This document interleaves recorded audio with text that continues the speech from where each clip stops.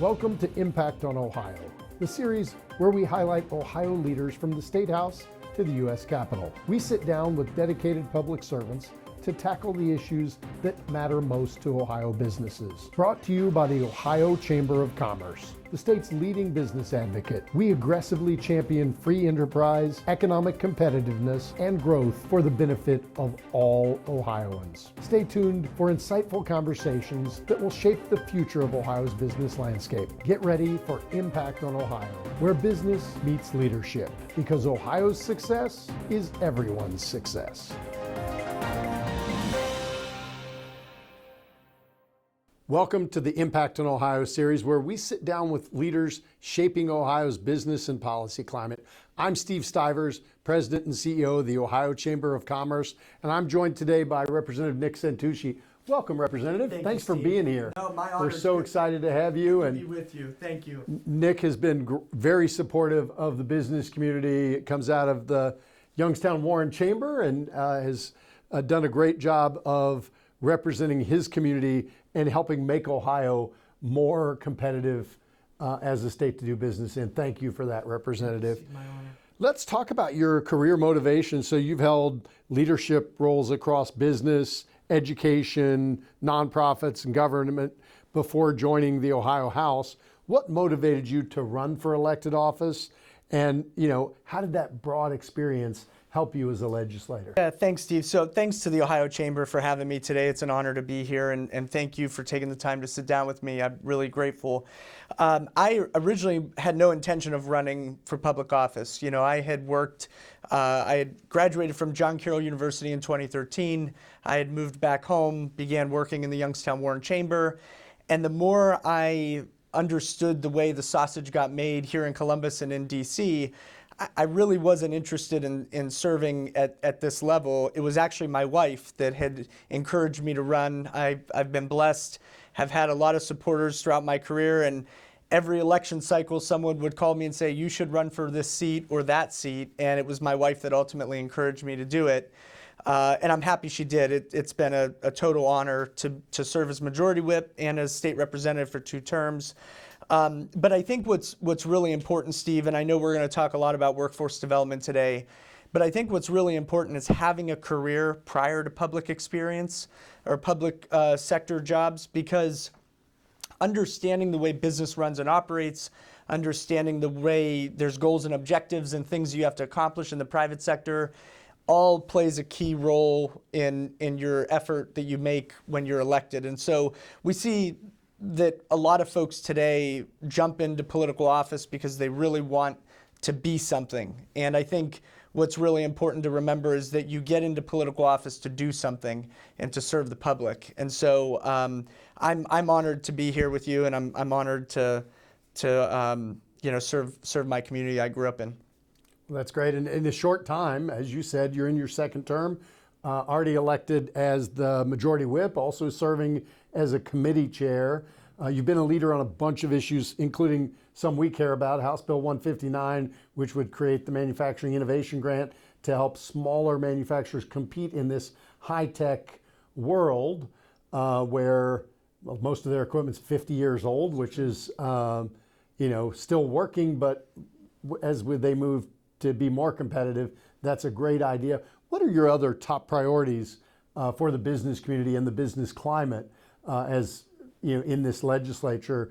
And if you want to talk more about the Manufacturing Innovation Grant, we think it's a great idea. We really appreciate your leadership on it. But anything else you want to talk about, I'd love to hear your priorities. Yeah, thank you. So if I could, I feel like Ohio does really good in some areas and really bad in some other areas. And one of the bad areas that I get frustrated with is I feel like in the legislature we don't identify our assets throughout the state, and we don't invest in those assets. So we'll build something new, we say, great, we got it up and running, and then we look to the next shiny object to build something else. And I think, to the same point as our MTAP bill, our manufacturing bill, we have to understand that manufacturers today have to be competitive in a global market. And when their technologies are behind, that puts us behind from producing a product and getting it out the door. So I definitely think our manufacturing bill is key and vital to reinvigorating the manufacturing sector in Ohio. I also think human trafficking is very important, not only to Ohioans, but to the business community. When Ohio is ranked 5th or 6th worst human trafficking state in the country, depending on what study you look at, that's pretty alarming. Families don't want to move to a state that they don't feel safe in. And in that same respect, businesses don't want to move to the state of Ohio either when we have issues like human trafficking. So I think that's extremely important. I also think another priority of mine, Steve, is youth employment. So we're going to talk about workforce development. I'm happy to deep dive into that. We are seeing very significant declines in 18 to 24-year-olds entering into the workforce, meaning when you and I may have gotten our first job, students or young adults aren't entering the workforce till the end of their almost, adult life. So we're trying, I think it's important that we try to encourage and get young people entered in the workforce to fill a lot of those entry-level jobs and those in-demand jobs. And I would say my final priority is probably beautification of the state. We have a beautiful state here in Ohio. Roads and infrastructure is all very important, but I think it's key to put our best foot forward and beautify the state and make sure that our grass and our roadways are all cleaned up and it looks beautiful so that we can attract companies here. Those are all really important priorities. Obviously, you want to live someplace where there's a quality of life, so the idea that it looks good and is clean and taken care of is really important. Safety, in Maslow's hierarchy of needs, safety is like the first thing. Absolutely. We have to have a safe place. And then innovation and opportunity with what you're doing with the manufacturing innovation grants. Those are really great. Let's dig in deeper to that. You talked about youth employment and the issues there. Let's dig into workforce development. The number one issue we hear at the Chamber from our 8,000 members is about workforce, both attraction and retention, Sure. and how hard it is. What do you think is the most pressing need in workforce development, and how can the state better support our 250,000 private sector employers and even our public sector employers, 100,000 of those that are trying to attract and retain those employers or those employees? How can we do better in workforce development? Do you have any thoughts or ideas about what we can do to make our workforce preparation better for the Ohio business climate? Yeah, so thanks, Steve. I think you hit the nail on the head. Workforce development, when I talk to companies, that's the number one issue that they face, undoubtedly. And when I dig deeper into talking with those companies, oftentimes soft skills and professional skills are the biggest barrier, where they say we find someone that wants to show up to work, but then they show up for 3 days and then they disappear and we never see them again. Or we interview someone and they don't make eye contact or they don't dress appropriately for interviews. And I think we've lost a lot of that accountability in Ohio and in the United States on presenting ourselves appropriately and showing up on time and learning fiscal responsibility and all those things. And so I think what's really, really important is I introduced a bill called Community Connectors that will work with our school districts to begin to train our young people, our 11th and 12th graders, in some of these soft skills to get them out into the environment, get them working. I also think another issue that we face in workforce development is the drug issue. 40 to 60% of applicants fail their drug tests going through an interview process. It crushes our smaller companies. Those corporate companies that can afford that high turnover rate, they'll be just fine. But those smaller mom and pop shops that are desperate for an employee that you just described cannot afford to bring somebody in, invest in them, only to find out that they fail a drug test. So I think that's a huge workforce barrier that Ohio really needs to begin to solve. And part of that is, comes with the human trafficking issue, if we solve that. And the third thing is population, I think, is a huge workforce barrier. We're starting to see Ohio's population come back, but not at the level that I think we want it to be. And so I think the more we can do to attract businesses and families to Ohio from an economic development level, the more folks will move here, the more people will be employed, the more folks will be paying taxes, stimulate the base, and I feel like we would be in much better shape. Yeah, I think we'll do growing solves a lot of other problems. Amen. There are 3.5 million Ohioans that grew up here that live somewhere else now. That's true. 60% of those are in this age 60 and below cohort that are still working. So it is an imperative that we grow our population, get some of those folks to move back, keep the folks we have, grow our population both naturally and through interstate immigration coming from other places. So we're excited about that. So you served for a long time at the Education Service Center and at the Youngstown Warren Chamber. You've been a strong advocate for connecting our schools with our employers. And how do you think Ohio could do a better job of aligning the education curriculum and pipeline with the in-demand jobs in the community around those schools? Yeah, so another really great question. I think, in my opinion, the first thing that I think Ohio needs to start to look at is regional collaboration. I think for years we've always kind of looked in silos and worked in silos, and I think now we're starting to see that with the loss of population and that we're funding facilities at the same level we were 20 years ago, I think it's time everybody starts to readjust and say, okay, what shared services exist in the state? How can we utilize those to the maximum ability and serve the most amount of people? I think that's really key and important. I also think reinforcing the dignity of work, and I know that might be a popular thing or a popular talking point, but I think it's really true. There is a certain level of skill set that you learn by entering the workforce. And when folks are not entering the workforce until later on in their life, we're essentially denying them that professional growth.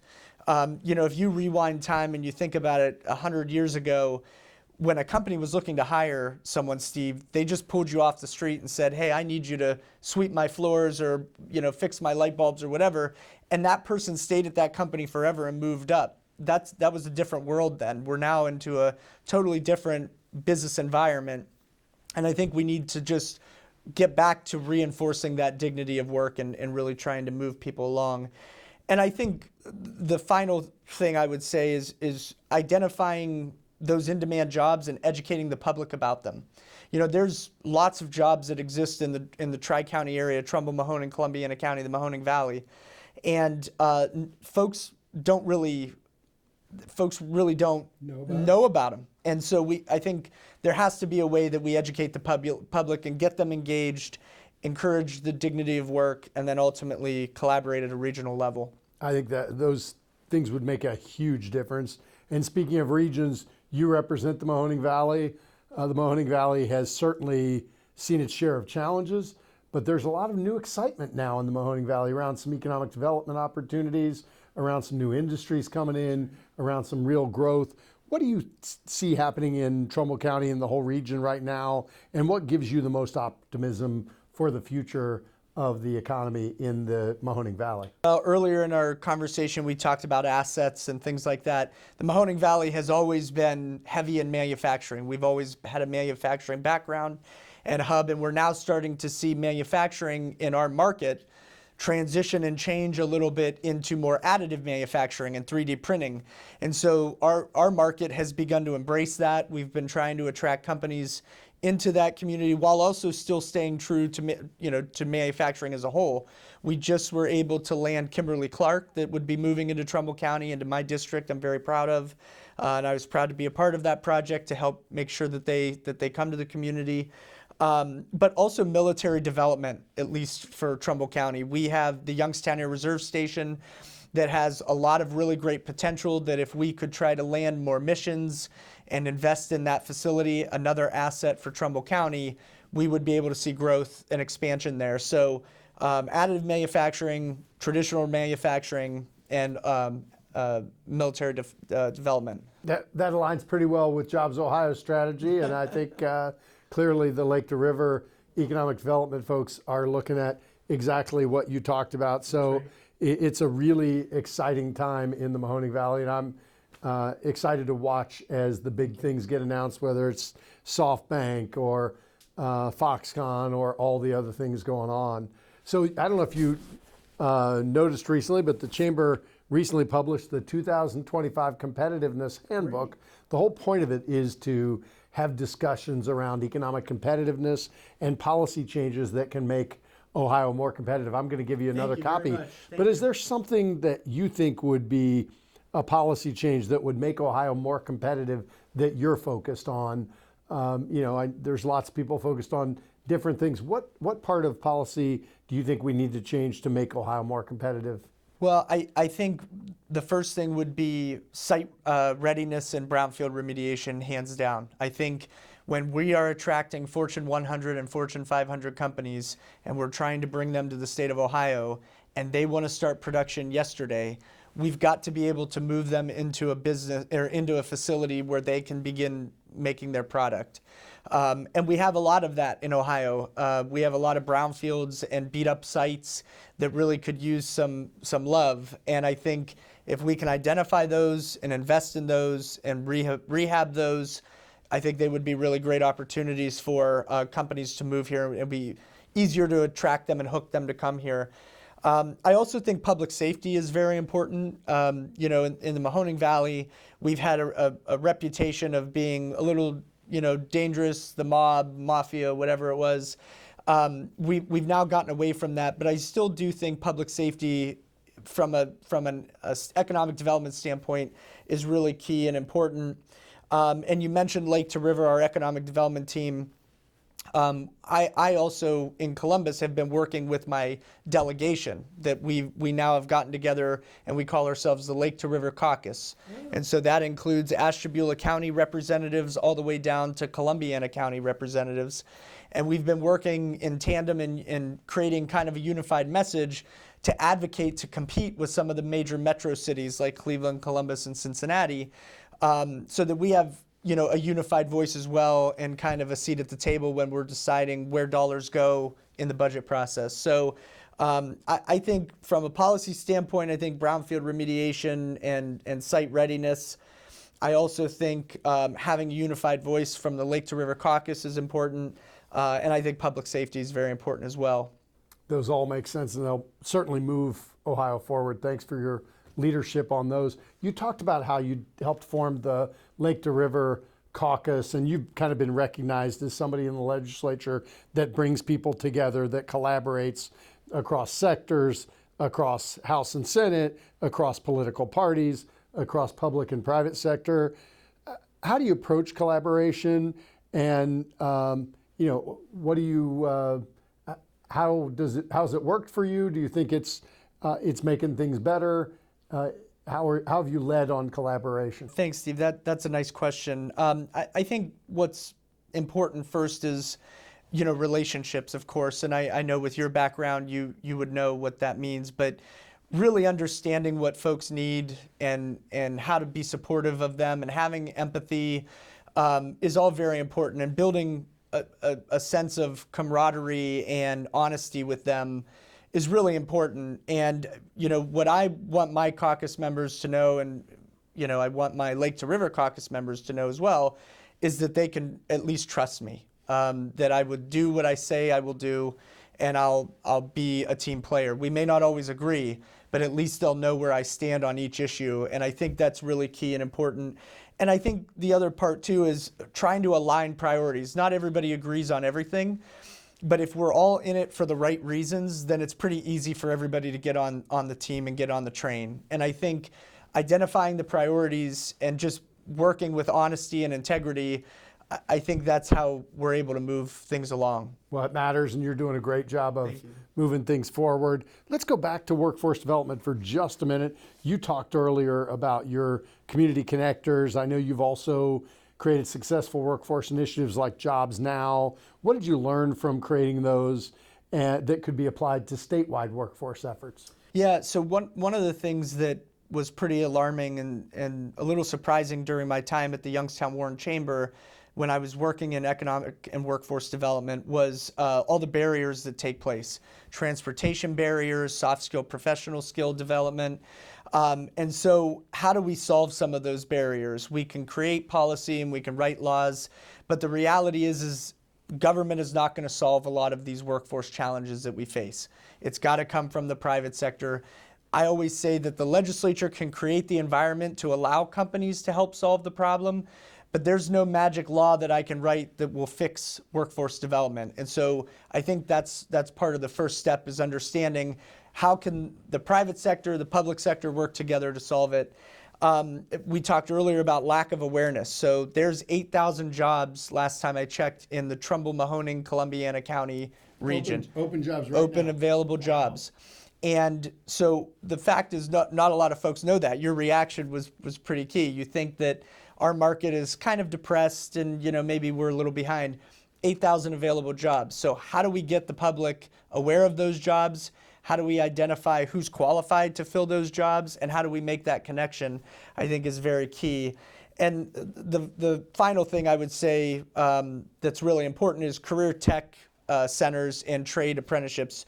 We talked about in-demand jobs earlier, and when we pull that in-demand jobs list, some of the most in-demand, best-paying jobs are the ones in our skilled trades, and coming out of career technical centers. And for a long time, everybody's pushed folks towards higher education, and I'm a huge supporter of higher education. But on the flip side, I always joke, my grandfather was a union bricklayer, and had I asked him, what's your salary range? Why did you choose to become a bricklayer? And kind of learned, I may have had a very different career path myself. His name was Nick Santucci. My name's Nick Santucci. I could have absorbed his company and really never even had to lay a brick. I could have contracted with the bricklayers and got, the jobs filled.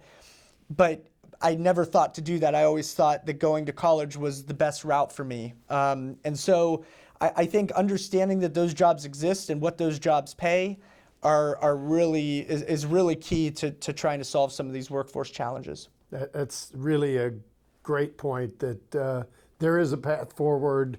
I think you've highlighted how we can get there. You've really collaborated with the Ohio Chamber, the Youngstown Warren Chamber really well.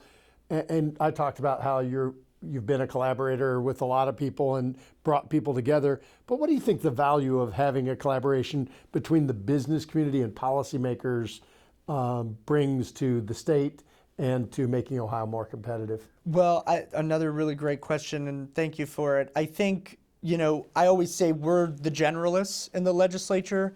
Your business community that you represent and serve, Steve, they're the experts. So I always am very open and interested on what is going on in each company, what governmental roadblocks are they experiencing, what bureaucracy are they dealing with. I always say I want to know that so that I can try to either help solve that problem or streamline processes for them and get the business community an answer to what they need related to government. But I think networking is really key and important, working with the Ohio Chamber, the Youngstown Chamber. I think having a unified voice from the business community coming to somebody like me to say, hey, look, these companies are really hurting. We really need help in this specific issue. That helps me know where I have to go and navigate it. And then I think alignment of priorities as well. So understanding what each industry sector needs, bringing it to the legislature. I think that collaboration and communication is really key and important. No, that makes a ton of sense. One last question. Sure. As Ohio continues to grow, is there one thing, whether it be a policy issue, a workforce issue, or a piece of infrastructure that you believe would have the greatest impact on growth over the next few years? Thanks, Steve. So I think all three of those are interconnected. And I think you can't have one over the other. So we have to really work on all three in unison. And that really means that we all have to work on it to solve it. I think the first thing, though, would be deregulation. We absolutely have to remove some of the regulatory burden on businesses here in this state. I think we have a beautiful state. I think it's the best in the country, but we really need to allow businesses to grow and thrive. We talked pretty heavy about workforce development, where I stand on youth employment and those types of things. And I think infrastructure is key as well. We talked about beautification, identifying asset improvements. I think all three are synergistic, and we've got a tag team on getting them all done. Great. Well, I'm Steve Stivers. Thanks for joining us on Impact on Ohio. Nick Santucci, Representative Santucci, Thank you, Steve. Thank you. Thanks for your leadership, and we look forward to continuing to work with you on big things over the next few years. Thanks, Nick. Thank you. If you have an idea for the Impact on Ohio video series, email us anytime. You can also scan the QR code to take you directly to the YouTube page and watch Impact on Ohio.